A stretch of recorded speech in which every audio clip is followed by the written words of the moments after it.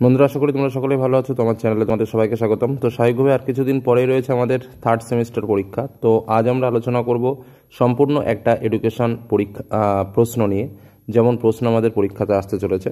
কারণ আমাদের সিলেবাসে মোট গ্রুপ দুটো রয়েছে, তোমরা সবাই জানো, গ্রুপ এ আর গ্রুপ বি। গ্রুপ এ এর মধ্যে আবার দুটো ইউনিট রয়েছে এবং গ্রুপ বি এর মধ্যেও আমাদের দুটো ইউনিট রয়েছে। তো গ্রুপ এ যেটা হচ্ছে আমাদের আধুনিক ভারতীয় শিক্ষা, এবং গ্রুপ বি যেটা হচ্ছে আমাদের অন্তর্ভুক্তিমূলক শিক্ষায় সাম্প্রতিক প্রবণতা ও সমস্যা। তো এই দুটো ইউনিট এখান থেকে আমাদের 20 মার্কের প্রশ্ন এবং এখান থেকেও আমাদের 20 মার্কের প্রশ্ন কিন্তু পরীক্ষাতে আসবে। স্বাভাবিকভাবে গ্রুপ এতে আমি তোমাদের এখানে একটু নোটসও করে দিয়েছি। ইউনিট 1 যেখান থেকে আমাদের 10 মার্কসের প্রশ্ন এবং ইউনিট 2 যেখান থেকে আমাদের 10 মার্কসের প্রশ্ন। মোট এই আধুনিক ভারতীয় শিক্ষা এই পাঠ থেকে কিন্তু আমাদের 20 মার্কের প্রশ্ন আসতে চলেছে। তো তার মধ্যে স্বাধীনতার পরবর্তী সময়ে ভারতের শিক্ষা ব্যবস্থা, স্বাধীন ভারতের শিক্ষা কমিশন, জাতীয় শিক্ষানীতি, অনুন্নত শ্রেণীর শিক্ষায় সমস্যা, তারপরে মহান শিক্ষাবিদ এবং তাদের শিক্ষা অবদান, প্রত্যেকটা বিষয় রয়েছে। আর স্বাভাবিকভাবে গ্রুপ বি যেটা হচ্ছে অন্তর্ভুক্তিমূলক শিক্ষায় সাম্প্রতিক প্রবণতা ও সমস্যা, এই পাঠেও আমাদের দুটো ইউনিট রয়েছে। তো অন্তর্ভুক্তিমূলক শিক্ষা এবং সকলের জন্য শিক্ষা, তো এই দুটো পাঠেও যথারীতি 10-10 করে 20 মার্ক রয়েছে। এই মোট 40 মার্কের প্রশ্ন কিন্তু আমাদের পরীক্ষাতে আসবে। তো স্বাভাবিকভাবে ঠিক এই কোশ্চেন প্যাটার্নের উপরে বেস করে তোমাদের জন্য 40টি প্রশ্ন তুলে ধরছি এবং আশা রাখছি যে এই 40টি প্রশ্নের মধ্যে একাধিক কোশ্চেন তোমরা পরীক্ষাতে কিন্তু পেতে চলেছ। আর তোমাদের জন্য স্পেশালি বলে রাখি, আমি প্রত্যেকটা পার্ট থেকে ইম্পর্টেন্ট শর্ট কোশ্চেনগুলো শেয়ার করেছি, সেগুলো যারা প্র্যাকটিস করেছো তো আশা করি সেখান থেকে তোমরা সমস্ত প্রশ্ন পাবে। তাছাড়াও তোমাদের জন্য স্পেশাল কিছু সেট 100 কোশ্চেন সেট রেডি হয়েছে, খুব তাড়াতাড়ি তোমরা পেয়ে যাবে। তবে আজকের যে প্রশ্নটা শেয়ার করছি খুব ইম্পর্টেন্ট, উত্তর সহ আলোচনা করছি।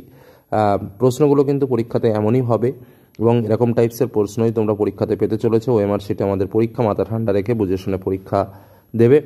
আর এই মুহূর্তে যে প্রশ্নগুলো শেয়ার করছি সেগুলো একটু দেখে রাখো, কোনো প্রশ্ন যদি অজানা থাকে অবশ্যই মনে রাখার চেষ্টা করো। প্রথম প্রশ্ন, স্বাধীন ভারতের প্রথম শিক্ষা কমিশন হলো ভারতীয় শিক্ষা কমিশন, মাধ্যমিক শিক্ষা কমিশন, বিশ্ববিদ্যালয় শিক্ষা কমিশন নাকি হান্টার কমিশন? স্বাধীন ভারতের প্রথম শিক্ষা কমিশন হচ্ছে বিশ্ববিদ্যালয় শিক্ষা কমিশন। রাধাকৃষ্ণন কমিশনের ভারতীয় সদস্য কত ছিল? 7 জন, 9 জন, 8 জন? তো উত্তরটা কি? 7 জন। পরবর্তী প্রশ্ন, কোন বিদেশি শিক্ষাবিদ বিশ্ববিদ্যালয় শিক্ষা কমিশনের সদস্য ছিলেন? Doctor JF Duff, John Christie, KR Williams, DS Kothari? উত্তর হচ্ছে ডক্টর JF ডাফ। বিশ্ববিদ্যালয় শিক্ষা কমিশনের প্রস্তাব অনুসারে ত্রিভাষা সূত্রটি কি? মাতৃভাষা হিন্দি আরবি, মাতৃভাষা বাংলা হিন্দি, মাতৃভাষা বা আঞ্চলিক ভাষা হিন্দি ইংরেজি, সংস্কৃত হিন্দি আর মাতৃভাষা। তো উত্তরটা কি হচ্ছে? উত্তরটা হচ্ছে মাতৃভাষা বা আঞ্চলিক ভাষা হিন্দি এবং ইংরেজি। পরবর্তী প্রশ্ন, কলেজ ও বিশ্ববিদ্যালয়গুলির আর্থিক সাহায্য প্রদান করে কে? NCERT, ইউনিসেফ, UGC নাকি CABE? তো উত্তর হচ্ছে কি? UGC। UGC এর পুরো নাম কি? এরকম দেখতে প্রায় একই রকম কিন্তু একটু একটু করে পার্থক্য থাকে। United grant commission, university grants commission, union grants commission, university grants committee? তো উত্তরটা একটু ভালো করে মনে রাখবে, ইউনিভার্সিটি গ্রান্টস কমিশন। মানে প্রশ্নগুলোতে কখনো এস বাড়িয়ে দেয়, কখনো স্পেলিংয়ে একটু পরিবর্তন ঘটিয়ে দেয়, এরকমই কিন্তু পরীক্ষাতে অপশানগুলো থাকে। গ্রামীণ বিশ্ববিদ্যালয়ের পরিকল্পনায় কয়টি স্তরের কথা বলা হয়েছে? 2টি, 4টি, 5টি, 6টি? উত্তর হচ্ছে 4টি। শ্রীনিকেতন কে প্রতিষ্ঠা করেছিলেন? ডক্টর রাধাকৃষ্ণন, ডক্টর কোঠারি, রবীন্দ্রনাথ ঠাকুর নাকি লক্ষণ স্বামী মোদালিয়ার? উত্তর হচ্ছে রবীন্দ্রনাথ ঠাকুর। নিম্নলিখিত কোন শিক্ষাবিদ বিশ্ববিদ্যালয় শিক্ষা কমিশন ও মাধ্যমিক শিক্ষা কমিশন উভয়েরই সদস্য ছিলেন? Doctor Sarvepalli Radhakrishnan, doctor Lakshman Swami Mudaliar, doctor DS Kothari, doctor Rajendra Prasad? উত্তর হচ্ছে ডক্টর লক্ষণ স্বামী মোদালিয়ার। গণতান্ত্রিক সমাজদর্শের মূল ভিত্তি কি?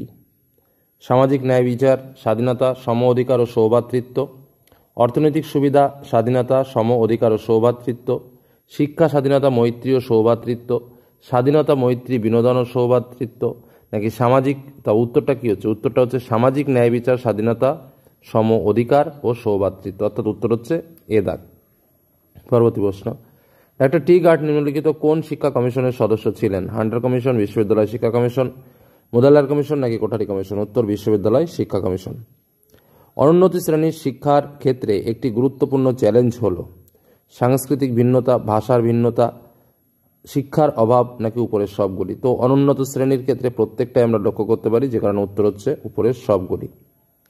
পরবর্তী প্রশ্ন, অনুন্নত শ্রেণীর শিক্ষার ক্ষেত্রে নিম্নলিখিত কোনটি একটি গুরুত্বপূর্ণ দিক? শিক্ষার্থীদের উৎসাহিত করা, অভিভাবকদের সচেতন করা, শিক্ষার গুণগত মান উন্নত করা। তো স্বাভাবিকভাবে তিনটেই ঠিক, উত্তর হচ্ছে উপরের সবগুলি।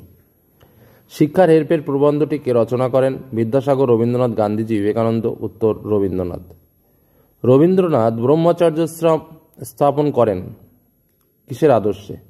বেদের আদর্শে, উপনিষদের আদর্শে, বাস্তববাদের আদর্শে, গীতার আদর্শে। উত্তর বেদের আদর্শে। বিশ্বভারতী কত সালে প্রতিষ্ঠিত হয়? 1921, 27, 30 নাকি 23? উত্তর 1921 সালে। রামকৃষ্ণ মিশনের প্রতিষ্ঠাতা কে ছিলেন? রবীন্দ্রনাথ ঠাকুর, রামকৃষ্ণ পরমহংসদেব, বিদ্যাসাগর, স্বামী বিবেকানন্দ। উত্তর স্বামী বিবেকানন্দ।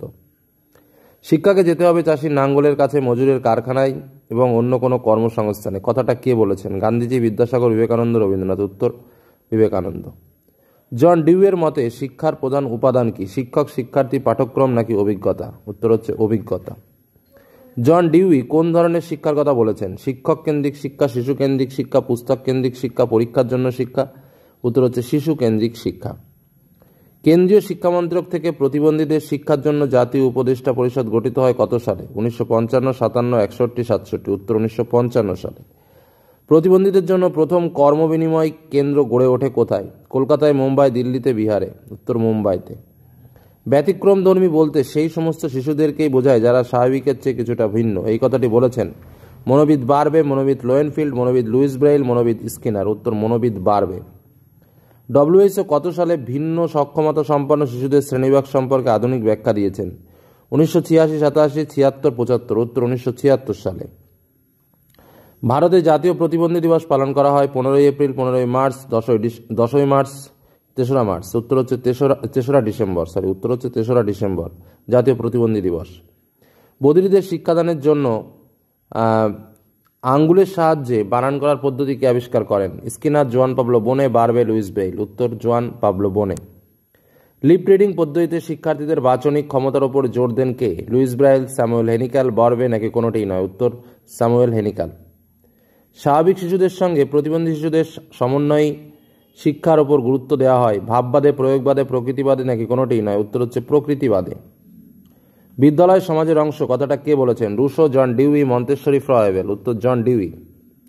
অক্ষম শিশুদের শিক্ষার অধিকার কোন সম্মেলনে গৃহীত হয়? 1972 সালে ইউনেস্কো আয়োজিত এডগার ফাওরের নেতৃত্বে আন্তর্জাতিক শিক্ষা সম্মেলন, 1989 সালে শিশু অধিকার সম্পর্কিত আন্তর্জাতিক শিক্ষা সম্মেলন। এটাই উত্তর। পরবর্তী প্রশ্ন, সকলের শিক্ষার অধিকার যে আইনে প্রথম স্বীকৃত পায় সেটা কোন আইন? এটা খুব ভালো করে মনে রাখবে, খুব ইম্পর্টেন্ট প্রশ্ন। ভারতীয় সংবিধানের 45 নম্বর ধারা। পরবর্তী কোশ্চেন, প্রাথমিক শিক্ষাকে প্রথম বাধ্যতামূলক করার জন্য কমিটি গঠিত হয় এবং বরোদা রাজ্যে তা বাধ্যতামূলক করা হয়, সেটা কবে? উত্তর হচ্ছে 1906 সালে। সর্বোদয় সমাজের কথা প্রথম কে বলেছিলেন? রবীন্দ্রনাথ, গান্ধীজি, রামমোহন, বিদ্যাসাগর। উত্তর গান্ধীজি। সর্বশিক্ষা অভিযানে সকল শিশুকে কত সালের মধ্যে 4 বছর উচ্চ প্রাথমিক শিক্ষা সম্পন্ন করার লক্ষ্য ছিল? তো হচ্ছে 2010 সালের মধ্যে। বয়স্ক শিক্ষাকে সামাজিক শিক্ষা হিসেবে প্রথম উল্লেখ করেন কে? মাওলানা আবুল কালাম আজাদ। কোন পঞ্চবার্ষিকী পরিকল্পনায় বয়স্ক শিক্ষার উপর বিশেষ গুরুত্ব দেওয়া হয়? দ্বিতীয়, চতুর্থ, পঞ্চম, ষষ্ঠ। উত্তর দ্বিতীয়। জাতীয় সাক্ষরতা মিশন প্রতিষ্ঠিত হয় কোথায়? কলকাতা, মুম্বাই, চেন্নাই, দিল্লি। উত্তর দিল্লিতে। শিক্ষার অধিকার আইন বা রাইট টু এডুকেশন অ্যাক্ট চালু হয়েছে কত সালে? 2010 সালের 1 জুন। ঠিক আছে, এটাই উত্তর। সর্বশিক্ষা অভিযানের উদ্দেশ্য কি? সর্বশিক্ষা অভিযানের উদ্দেশ্য হল 2005 সালের মধ্যে সকল শিশুর 5 বছরের শিক্ষার ব্যবস্থা করা, 2010 সালের মধ্যে সকল শিশুদের 8ম শ্রেণী পর্যন্ত শিক্ষাকে সুনিশ্চিত করা, জীবনের উপযোগী শিক্ষার ব্যবস্থা করা। তো সবগুলোই উত্তর। ডিপিইপি এর পুরো কথাটি কি? District primary education programme. District primary education programme, DPEP এর পুরো কথা। বর্তমানে প্রাথমিক শিক্ষা বলতে কি বোঝায়? 5ম শ্রেণী পর্যন্ত, 6ষ্ঠ শ্রেণী পর্যন্ত, 8ম শ্রেণী পর্যন্ত শিক্ষা। উত্তরটা কি? 8ম শ্রেণী পর্যন্ত শিক্ষা। এই হলো আমাদের 40টা প্রশ্ন, যে 40টা প্রশ্ন সেটের মতো করে আরও দুটো প্রশ্ন এখানে মোস্ট ইম্পর্টেন্ট বলে প্রশ্ন করতে করতে বেশি দিয়ে দিয়েছি। ইস অন টিস ওয়ান স্লোগানটি কোন দেশের? ভারতের। সামাজিক শিক্ষা হলো বয়স্ক শিক্ষা কথাটি কোথায় উল্লেখ করা হয়েছে? উত্তর 1963 সালের কেন্দ্রীয় শিক্ষা মন্ত্রকের রিপোর্টে। তো এরকম টাইপসের প্রশ্ন কিন্তু তোমরা পরীক্ষাতে পেতে চলেছো। তো এই রকম প্রশ্নের আলোচনা যদি তোমরা চাও তো অবশ্যই কমেন্ট সেকশনে কমেন্ট করো আর প্রশ্নগুলো ভালো করে প্র্যাকটিস করো। ধন্যবাদ।